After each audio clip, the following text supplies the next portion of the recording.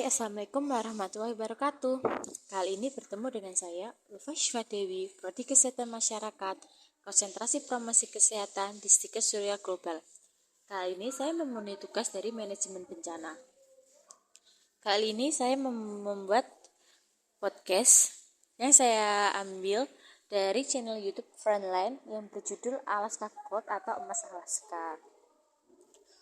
Kemudian, alasan saya memilih video ini dikarenakan Teluk Bristol di barat daya Alaska adalah rumah bagi Salmon Soyske liar terakhir di dunia. Ini juga merupakan mineral yang sangat besar seperti tembaga, emas, molybdenum, diperkirakan bernilai 500 miliar dolar. Namun, ada dua perusahaan asing mengusulkan ekstra kekayaan ini dengan mengalih salah satu tambang di hulu Teluk Bristol. Nah, berhubungan dengan mata kuliah yang saya ambil kali ini, yaitu Manajemen Bencana, kita akan melihat bagaimana dampaknya perusahaan tambang yang berdampingan dengan teluk yang merupakan habitat dari Salmon Soyske liar ini. Nah, dari channel YouTube ini bisa kita lihat pertambangan emas dan tembaga terbesar di Amerika Utara berdampingan dengan tambang salmon. Hanya ada dua sungai yang paling produktif di perikanan salmon. Salah satunya adalah Bristol Bay. Penelitian ini didanai oleh Yayasan Park yang didedikasikan untuk meningkatkan kesadaran publik akan isu-isu kritis. Bristol Bay adalah salah satu sumber daya fenomenal pabrik salmon yang terdapat di planet ini. Produksi salmon terbesar di dunia sampai 60 juta ikan dalam satu kali pengambilan. Pada tahun 2007, ada pertambangan pengeboran infill. Tim Bristol Bay, Dr. Caroline Woody adalah ahli biologi ikan dan satwa liar yang telah bekerjasama dengan Nature Conservation. Nah, dilihat dari ini, kita bisa melihat dari channel tersebut bahwa pertambangan ikan salmon ini juga berdampingan dengan pertambangan pengeboran infill. Kemudian bisa kita lihat dengan lingkungan tersebut, kita bisa mempertanyakan apakah tambang dapat hidup berdampingan dengan perikanan salmon. Pada dasarnya, tambang ialah air murni yang dapat kita lihat dengan penelitian jumlah salmon muda di sungai ini untuk mendokumentasikan bahwa area di lokasi tambang ini adalah habitat ikan. Sebenarnya tidak banyak, tetapi adalah sungai kecil yang sangat penting karena ini adalah habitat pembibitan untuk salmon kecil yang akan kita panen di kemudian hari. Nah, yang mereka gambarkan adalah tambang terbuka yang menjadi 2 hingga 3 mili lebarnya dan sedalam 1 mil, menjadi salah satu tambang terbuka terbesar di dunia. Setelah di sebelahnya, bendungan Tailing akan menjulang tinggi 700 kaki, meliputi beberapa mil persegi, mampu menampung miliaran ton limbah pertambangan, dan seiring dengan berlanjutnya penambahan bendungan Tailing lain akan dibutuhkan, di mana tambang diusulkan untuk terjadi sehingga air tanah akan sangat berpengaruh terhadap racun dan pencemaran karena air tanah tersebut menembus begitu dalam dan bergerak begitu bebas dari aliran ke aliran, tetapi juga kapasitasnya mutlak membentang sungai salmon.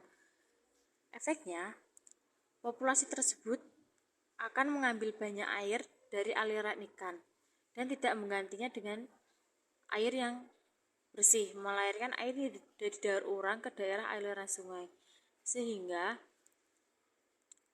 berguring dadu para nelayan komersial telah bergabung dengan melawan tambang bagi banyak penduduk asli Alaska, karena tambang tersebut mengancam cara hidup kuno tulang punggung Bristol Bay adalah menjadi generasi yang akan meneruskan penambangan ikan salmon di daerah tersebut. Nah, karena teluk tersebut merupakan pekerjaan yang sangat dibutuhkan untuk masyarakat sekitar tersebut, jika ini tercemar akan berdampak pada kesejahteraan masyarakat sekitar. Para masyarakat menginginkan lingkungan bersih yang baik untuk menopang kehidupan mereka. jika semuanya akan mengubah masuknya orang luar dan mempengaruhi cara hidup yang mereka lakukan, mereka tahankan selama ini sebagai orang-orang dengan sebagai penduduk Aceh Alaska di wilayah menentang pemikiran CEO John Shively. Tahun dia memiliki perjuangan yang berat, datang ke Alaska 1965 sebagai sukarelawan Vista paling pekerjaan saya. Dengan penduduk Aceh Alaska mencari peluang ekonomi bagi orang-orang yang tinggal di pedesaan Alaska. Nah, karena dampaknya itu, peluang ekonomi sangat dirugikan karena membagi wilayah itu sangat menyedihkan. Masalah besar di benak semua orang yang menjadi kesalahan dengan sedikit populasi lokal hanya beberapa ribu orang dibandingkan dengan orang di desa tersebut yang bekerja di tambang tersebut. Karena permintaan emas dan tembaga melonjak di pasar dunia, tembaga seperti mineral siluman, orang tidak memikirkannya. Namun, di komunitas lingkungan yang menentang tambang menerima saran saya.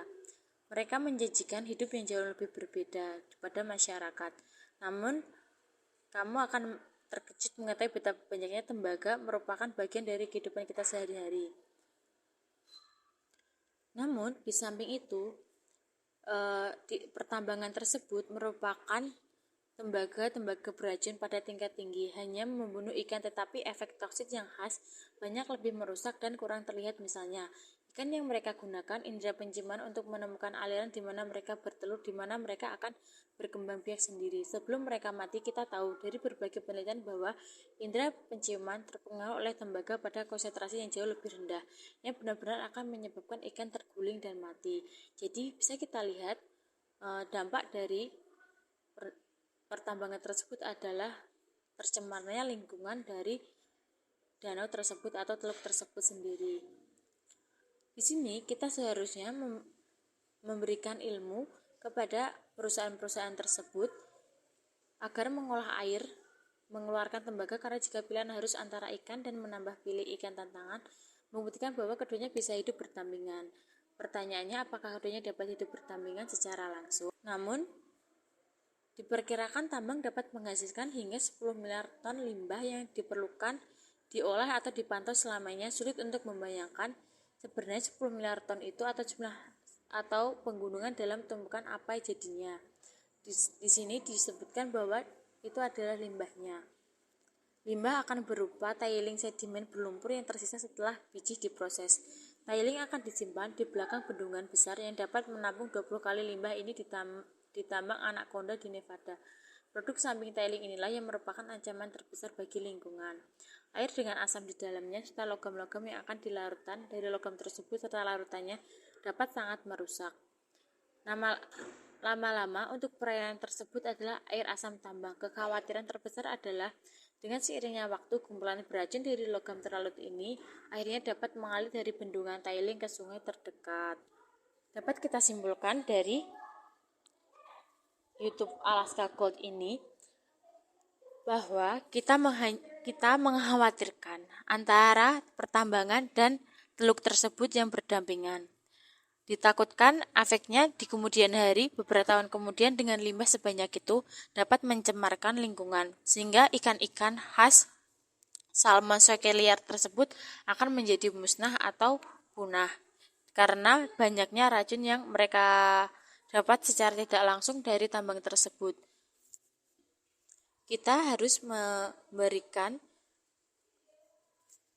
metode atau cara untuk menetralisir limbah-limbah yang didapatkan dari tambang agar tidak merusak ke sungai, seperti menyuling airnya terlebih dahulu atau alirannya kita buat sedemikian mungkin untuk penyaringan yang sangat efektif agar racun-racun tersebut dapat tersaring dengan baik, sehingga ikan-ikan yang di danau tersebut tetap aman dan sehat walaupun berdampingan dengan tambang tersebut.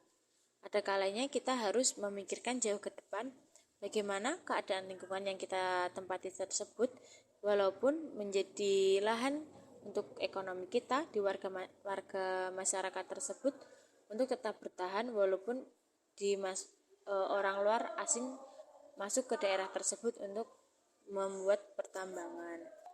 Sekian dari saya, mohon maaf bila ada salah kata. Wassalamualaikum warahmatullahi wabarakatuh. Sampai jumpa lagi. Terima kasih sudah mendengarkan sejauh ini.